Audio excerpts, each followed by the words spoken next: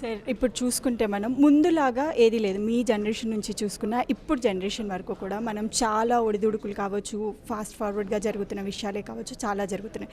రీసెంట్గా మనం పైరసీ ఐబొమ్మ గురించి కూడా టాపిక్ చాలా ఇదైపోయింది.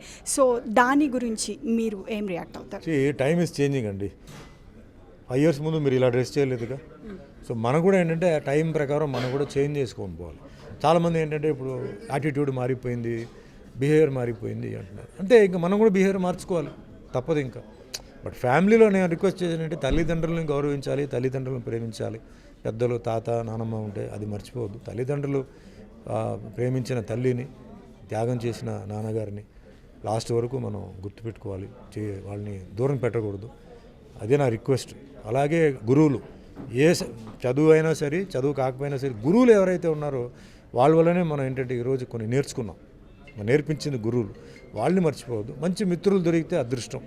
అలాగే పెళ్లి చేస్తే భార్యకి మంచి భర్త దొరకడం, భర్తకి మంచి భార్య దొరకడం. ఎందుకంటే పెళ్ళి అయిన తర్వాత ఇద్దరిలో న్యూ సెన్స్ ఉంటుంది, నాన్ సెన్స్ ఉంటుంది, నో సెన్స్ ఉంటుంది.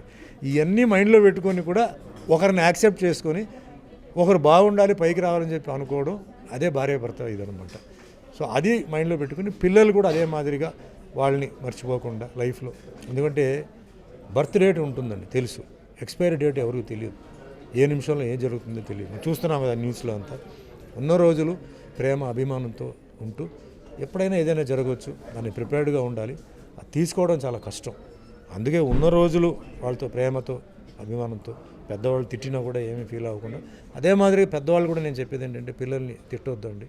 చదువు కొందరికి ఫాస్ట్గా వస్తుంది, కొందరికి స్లోగా వస్తుంది. వాళ్ళ మైండ్లో కూడా పాపం ఎటువంటి ఇబ్బందులు ఉన్నాయో అది కూడా మనం అర్థం చేసుకొని హ్యాపీగా ఉండాలని నా కోరిక.